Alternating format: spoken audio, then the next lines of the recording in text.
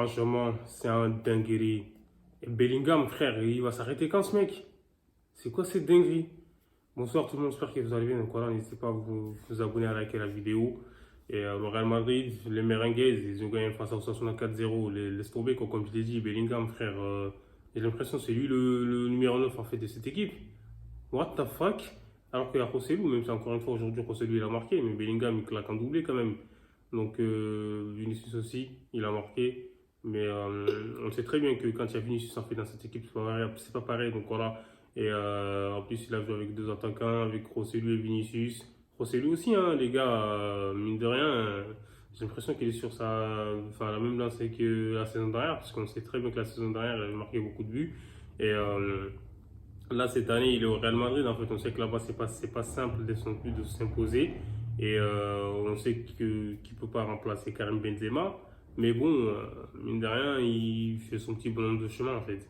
Après, voilà, en même temps, lui, je pense que même s'il n'est pas titulaire indiscutable au Real Madrid, voilà, il va se contenter de ça, quoi. Il est content d'être là-bas. Et, mais le fait à Bellingham, les gars, c'est un truc de dingue. Voilà, faut en parler. Ce mec-là, c'est quoi ce délire-là? J'ai l'impression qu'il ne veut plus s'arrêter de marquer des buts. Et on dirait que ça fait 40 ans qu'il joue au Real Madrid, enfin, au Real Madrid, alors que là, il est arrivé que cette année. Mais je trouve que c'est un top player pour moi. En plus, moi, je l'apprécie bien quand il était du côté de Dortmund et tout bien avant. Donc voilà, c'est dommage qu'il a signé au Real Madrid. J'aurais aimé qu'il signe au Barça, les gars. C'est dingue. Mais bon, après, c'est le football, il faut l'accepter. Et comme je l'ai dit, Tchouaméni, en plus, il a joué en défense centrale aussi, parce que là aujourd'hui, il y avait Panacho qui avait pris un carton rouge la semaine dernière. Et Rudiger aussi, les deux, ils étaient dans l'axe. Donc, Kamavinga, je trouve ça va, il était bon aujourd'hui, hein, franchement, dans la relance et tout, même dans la provocation, dans les montées de ballon. Il était très intéressant, il n'a pas perdu beaucoup de ballons, donc voilà, il prenait des risques, il faut dire la vérité. Donc là, Kawabunga, pas mal, il a fait un bon match. Luka Modric aussi, on sait très bien que dans la passe, c'est l'un des meilleurs. En plus de ça, c'est lui qui était à l'origine du premier but pour Jude Bellingham dans le score de réparation. On dirait que c'était, comme je l'ai dit, un Haaland. Laisse tomber sa finition, en fait, elle est clinique. Il pardonne pas, lui. Dès qu'il est dans la surface de réparation, les gars, il y a but, c'est sûr et certain. Après, Vinicius aussi, il revient de blessure et tout, mais là, j'ai l'impression qu'il commence à retrouver ses marques. Et voilà, c'est Vinicius, hein, les gars. On sait très bien que lui, bah, c'est le meilleur en un contre un, en fait. C'est la vérité.